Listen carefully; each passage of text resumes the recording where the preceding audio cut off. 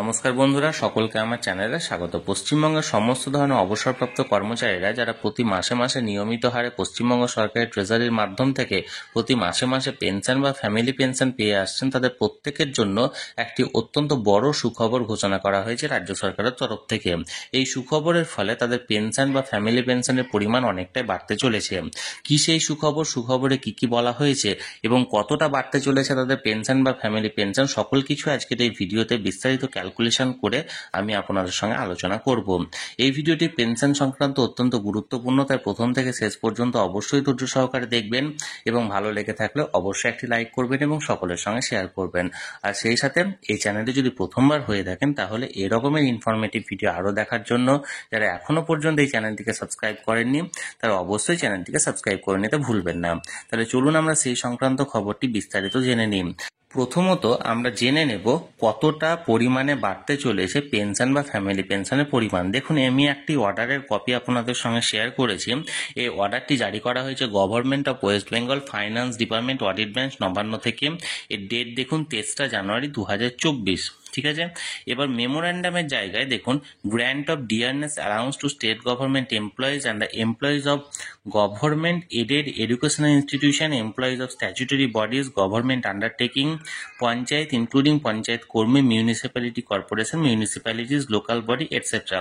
এইটুকু বাদ থাক। এবার শেষ লাইনটা দেখুন, and also dearness relief to the pensioner and family pensioner, অর্থাৎ ডিয়ারনেস রিলিফ যে ঘোষণা করা হয়েছে পেনশন বা ফ্যামিলি পেনশনারের তরফ থেকে, এটা সংক্রান্ত এই অর্ডারটি জারি করা হয়েছে পশ্চিমবঙ্গ রাজ্য সরকারের ফাইন্যান্স ডিপার্টমেন্ট থেকে। এখানে দেখুন, আমি 3 নম্বর পয়েন্টটা লক্ষ্য করুন কি বলা হয়েছে।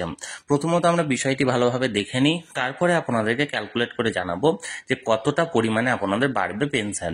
দেখুন 3 নম্বরের এ পয়েন্টটা দেখুন, the state government pensioner and family pensioner shall draw dearness relief at the rate 10% of revised basic pension বা revised family pension with effect from 1st January 2024। অর্থাৎ যে সমস্ত পেনশনাররা আছেন বা ফ্যামিলি পেনশনাররা আছেন তারা এবার থেকে 1 জানুয়ারি 2024 থেকে 10% হারে ডিআর বা ডিয়ারনেস রিলিফ তাদের ক্যালকুলেট করা হবে। দেখুন, it will be the responsibility of the pension disbursing authority to calculate the quantum of dearness relief on revised pension or revised family pension payable to each individual cases। অর্থাৎ প্রত্যেককে এটা মানে calculate করে pension অথরিটির তরফ থেকে এটা calculate করে প্রদান করা হবে। নাম্বার দেখুন, এখানটা 3 নাম্বার দেখুন, for the purpose of payment of dearness relief sanction herein the principal accountant general West Bengal will issue authority to the public sector banks in Kolkata and the accountant general of the state of other state. এগুলো পুরো এখানে উল্লেখ করা হয়েছে। অর্থাৎ সহজ কথায় বলতে গেলে 1 জানুয়ারি 2024 থেকে এবার সমস্ত ধরনের সরকারি কর্মচারীদের পাশাপাশি পেনশনধারীরাও 10% হারে ডিয়ারনেস রিলিফ, অর্থাৎ কর্মীদের ক্ষেত্রে ডিএ হয় ডিয়ারনেস অ্যালাউন্স, পেনশনধারীদের ক্ষেত্রে ডিআর অর্থাৎ ডিয়ারনেস রিলিফ হয়, সেটা এবার পেতে চলেছে। এবার আমরা একটা সহজ পদ্ধতির মাধ্যমে ক্যালকুলেট করে জেনে নেব যে এই 4% ডিয়ারনেস রিলিফ বাড়ার ফলে একজন পেনশনার বা ফ্যামিলি পেনশনারের কতটা পরিমাণে পেনশন বাড়ছে।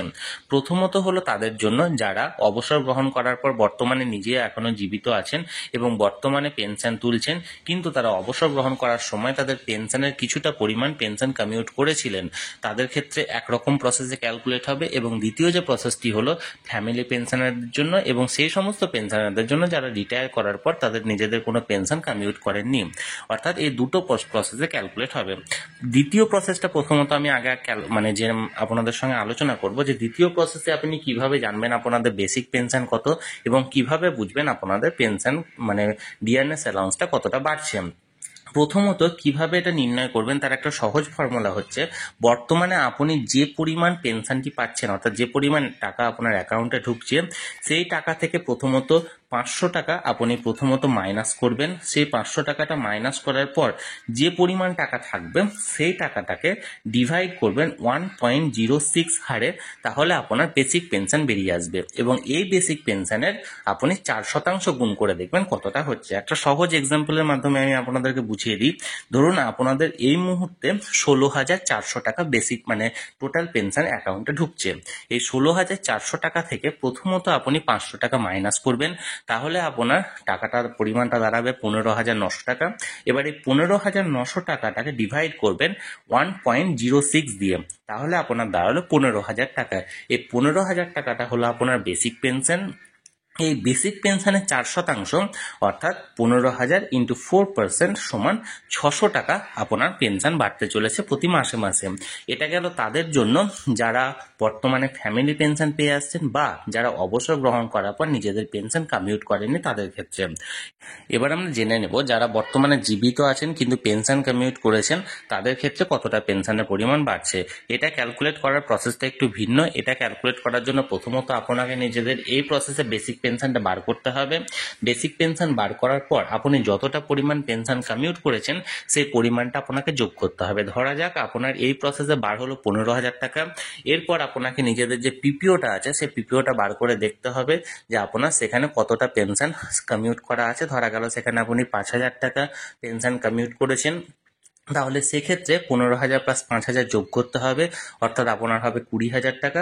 এবার এই 20,000 টাকার উপর ভিত্তি করে আপনার 4% ডিআরএস রিলিফ ক্যালকুলেট করতে হবে। অর্থাৎ এক্ষেত্রে হবে 20,000 টাকার 4% সমান 800 টাকা। অর্থাৎ তাদের ক্ষেত্রে 800 টাকা প্রতি মাসে মাসে ডিআরএস রিলিফ বাড়তে চলেছে। তাহলে বন্ধুরা, পেনশন প্রাপকদের এই মাস থেকে অর্থাৎ জানুয়ারি মাস থেকে ডিআরএস রিলিফের পরিমাণ 4% বাড়ানো হয়েছে, যার ফলে উপকৃত হতে চলেছে কয়েক লক্ষ পেনশন প্রাপকেরা। এই নিয়ে যে অর্ডারটি জারি করা হয়েছিল সেটি সরাসরি বিস্তারিত আমি আপনাদের সঙ্গে আলোচনা করলাম। এই নিয়ে যদি আপনাদের কোনো মতামত বা কোনো প্রশ্ন থাকে অবশ্যই কমেন্ট করে জানাতে পারেন। আর এই ভিডিওটি ভালো লেগে থাকলে অবশ্যই একটি লাইক করুন এবং সকলের সঙ্গে শেয়ার করুন। আর সেই সাথে চ্যানেলে যদি প্রথমবার হয়ে থাকেন এরকম ইনফরমেটিভ ভিডিও আরও দেখার জন্য যারা এখনও পর্যন্ত চ্যানেলটিকে সাবস্ক্রাইব করেননি তারা অবশ্যই চ্যানেলটিকে সাবস্ক্রাইব করে রাখুন। ধন্যবাদ, দেখা হচ্ছে পরের ভিডিওতে।